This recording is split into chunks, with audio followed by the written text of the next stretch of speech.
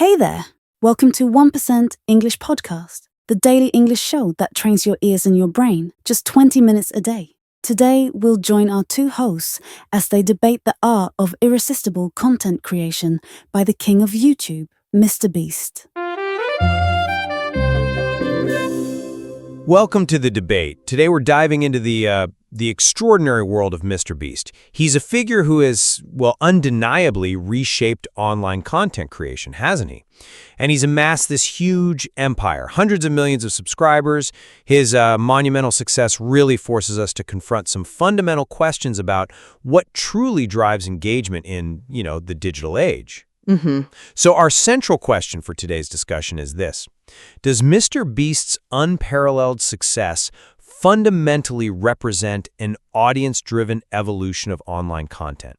Is he truly delivering what viewers genuinely desire? Or is it primarily a sophisticated strategy of, let's say, algorithmic manipulation, expertly designed to serve YouTube's revenue model?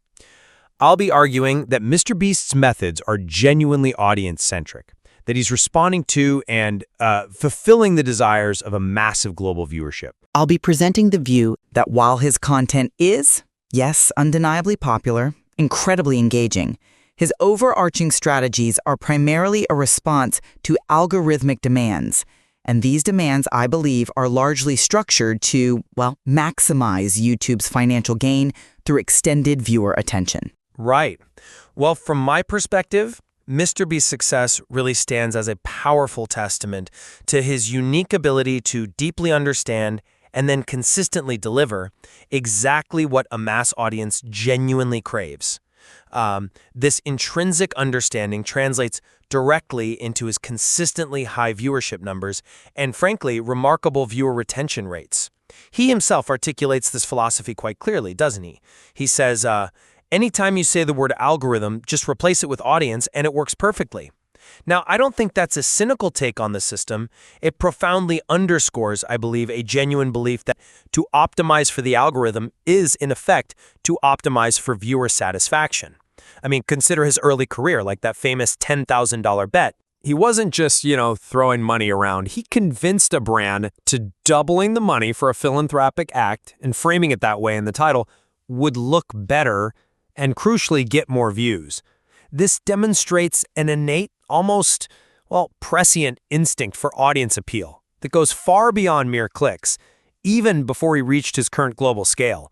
Both MrBeast and his team, they've detailed what they call a hyper-obsession, right? And a 1,000-day grind, meticulously studying every single element that makes a good video, from the perfect thumbnail to the ideal pacing. Now, this isn't manipulation in my view. It's an unwavering dedication to producing high-quality content that just profoundly resonates with viewers. His commitment to making the best video possible and his, let's face it, audacious decision to reinvest millions back into his content, often for these elaborate high-production stunts and, yes, truly generous philanthropic acts like curing blindness for 1,000 people or funding 100 wells in Africa. It showcases a creator singularly focused on delivering extraordinary value and entertainment. He genuinely wants to make content so compelling that, as he puts it, people have no choice but to watch it. Okay, I approach this phenomenon from a distinctly different angle. While MrBeast's success is indeed undeniable and his ability to capture attention is remarkable, I believe it's deeply rooted in a system fundamentally geared towards maximizing viewer attention primarily for advertising revenue. This is what some have critically described as a dark lie, subtly implanted by YouTube itself. It's crucial to recall YouTube's origins. It began as a failed dating site, right?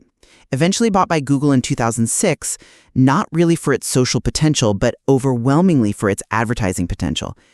And the strategic hiring of an advertising and analytics guru like Susan Wojcicki as CEO, that clearly underscores the platform's core commercial imperative. Now, the significant algorithmic shift, moving from prioritizing mere clicks to emphasizing watch time, that wasn't some selfless act just to improve user experience. Rather, it was a direct, calculated response to pressing issues like, remember the Reply Girls, creators who posted tons of short, often low-quality, attention-grabbing videos flooding feeds. It was frustrating viewers and, maybe more importantly, threatening advertiser retention. YouTube needed to fix its algorithm to maintain a captive viewer audience for its commercial partners, not necessarily to serve truly diverse audience interests or, foster deeper storytelling. And MrBeast himself explicitly dug up that clip about the paramount importance of watch time and became hyper-obsessed with retention. He even stated, "Retention brain is just something I can't turn off." Now, this to me strongly suggests a creator whose strategies are primarily driven by the algorithm's demands, rather than simply pure, unmediated audience desire. His content strategies, which, have been described as making spectacular traps you can't look away from. Think about the 50 hours in a box, the last to leave competitions on islands or boats, even being buried in a coffin, often ending abruptly without that traditional emotional closure they're meticulously attuned to prevent viewers from clicking off. This is, in essence, about imprisoning viewer attention to keep you watching, rather than fostering genuine connection or, deeper, more fulfilling narrative experiences. And we've seen counterexamples, right? Like the creator Michelle Carr. When she consciously tried to optimize purely for retention, she got significant negative feedback. Her audience explicitly said they missed the old style of storytelling. This clearly illustrates how authentic audience desire can diverge quite sharply from just algorithmic optimization. Okay, I see why you emphasize that perspective, framing the algorithm as this commercial imperative. However, let me offer a maybe different perspective on this algorithm equals audience equation, particularly regarding what constitutes genuine desire. MrBeast's direct quote, suggesting the algorithm simply reflects what people want, is to me empirically supported by the sheer scale of his global reach and consistent viewership. I mean, think about it. His decision to launch, 30 foreign language channels and achieving an astonishing 1.5 billion views on a video as seemingly simple as "I spent 50 hours buried alive" or "last to leave pizza," that isn't just a win for an algorithm. It's robust, undeniable proof of a mass, incredibly diverse global audience genuinely desiring and actively engaging with his specific brand of content.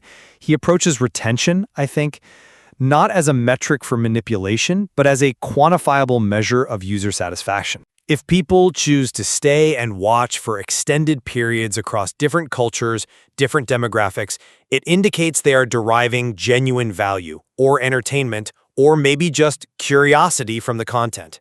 This is precisely what an audience-driven creator strives for. The algorithm, in this context, it functions as a highly efficient feedback mechanism, doesn't it? It surfaces content that already demonstrates broad human appeal. Viewers are, in essence, voting with their watch time, indicating that MrBeast consistently delivers on a promise of extraordinary engagement. The algorithm isn't dictating taste. It's simply reflecting this aggregated, consensual preference for content that, yes, pushes boundaries and delivers tangible spectacle. That's a compelling argument for audience satisfaction, and I do understand the appeal of seeing watch time as a direct vote. However, I still struggled to see it as a simple, unmediated reflection of genuine desire. I maintain that this equation strategically blurs the lines, ultimately benefiting YouTube's ad revenue. The algorithm's fundamental desire, if you can call it that, to capture human attention for profit is inherently distinct from the vast spectrum of things humans want, which, as we know, can include deep humor, comfort, connection, intellectual stimulation, or nuanced education. The algorithm, at its core, it doesn't really discern the quality or the depth of that engagement beyond whether it successfully holds attention.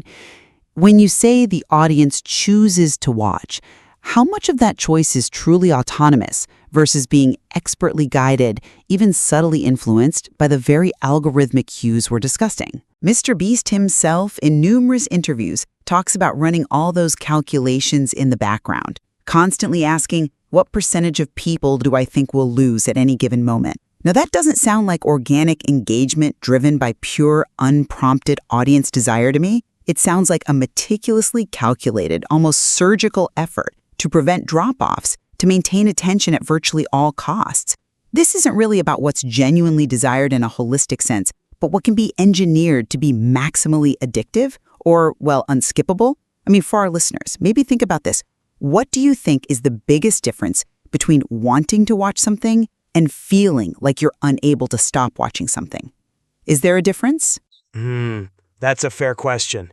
Yet, if the audience were truly being imprisoned, as you put it, or subjected to cynical manipulation, wouldn't we logically expect to see more widespread pushback, more disengagement?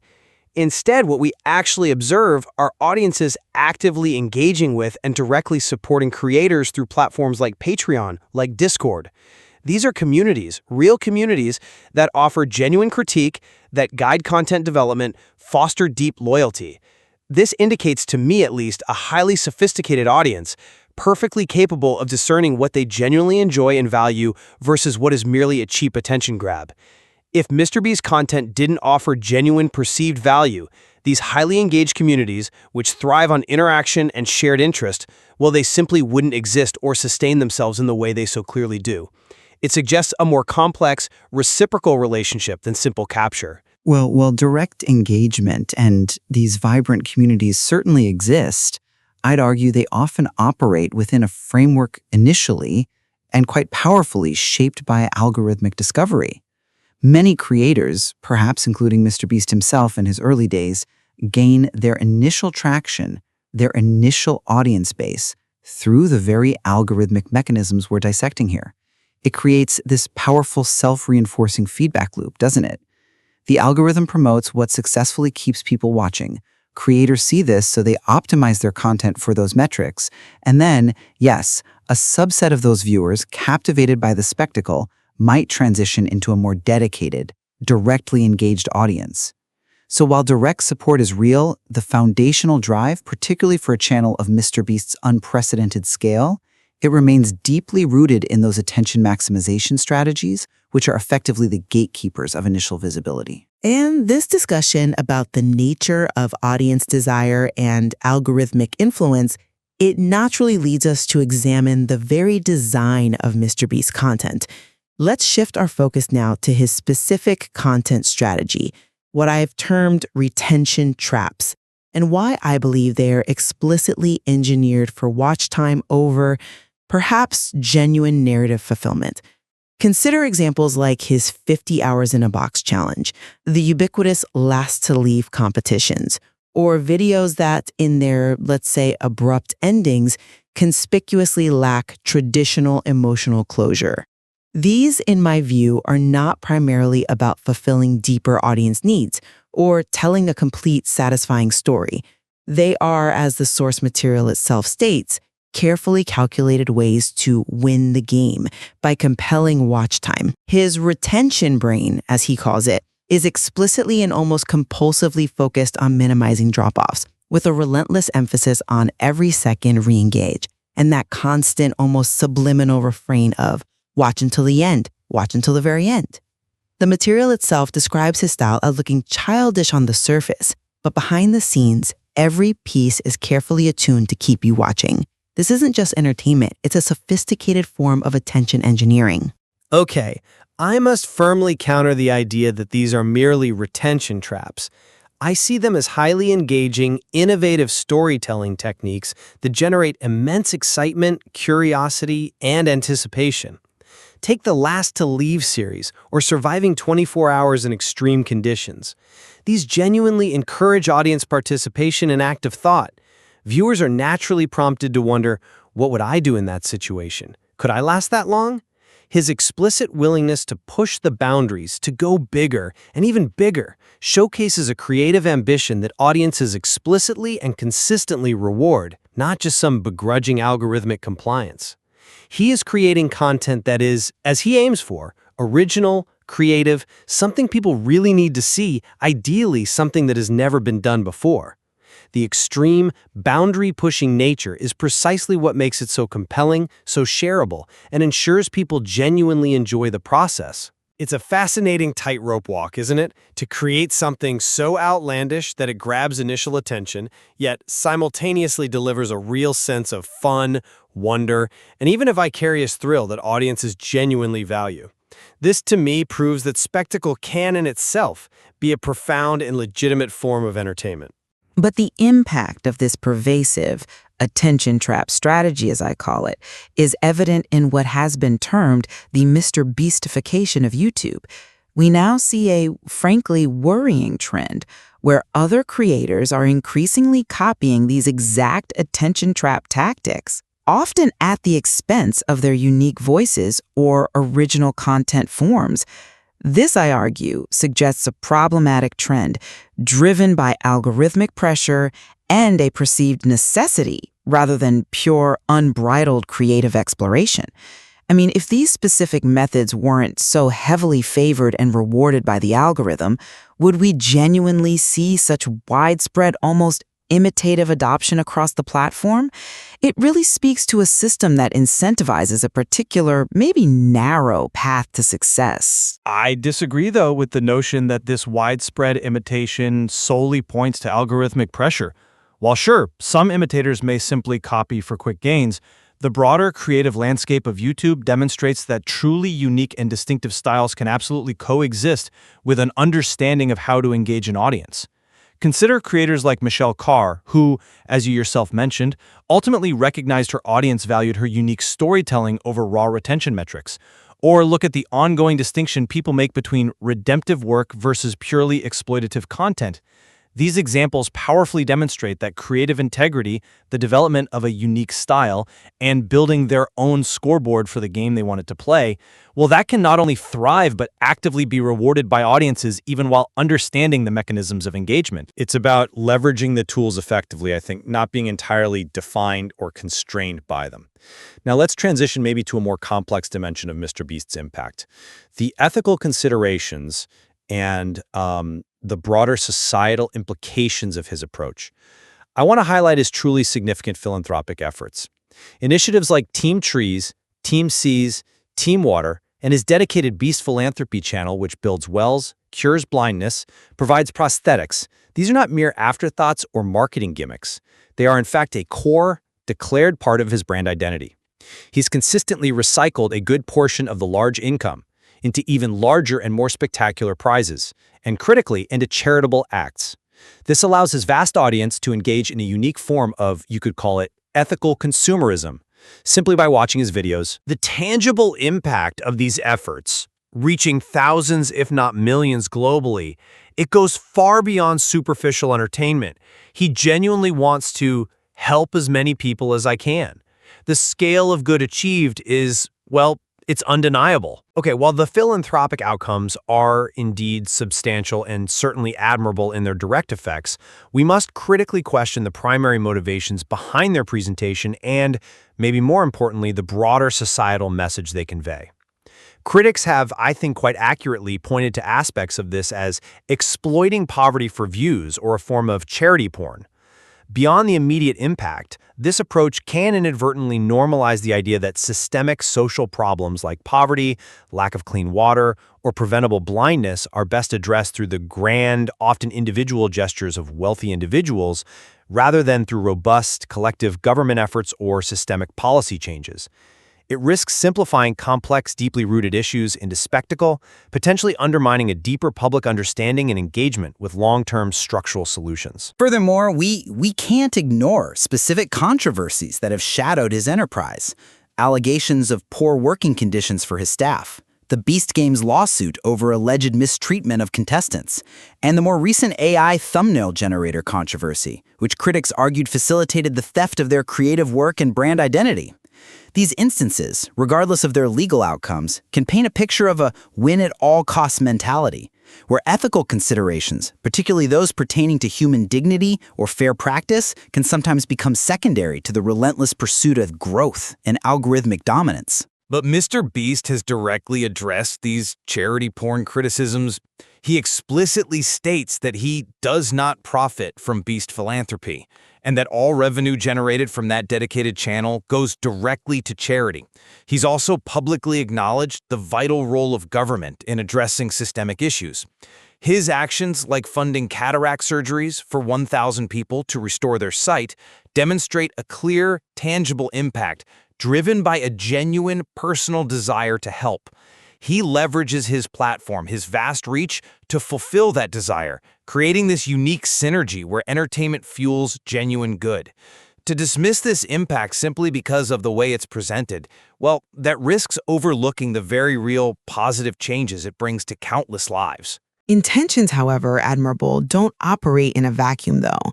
The very system of YouTube and the constant ingrained drive for retention brain inherently shapes the content towards extreme attention-grabbing and often spectacular formats.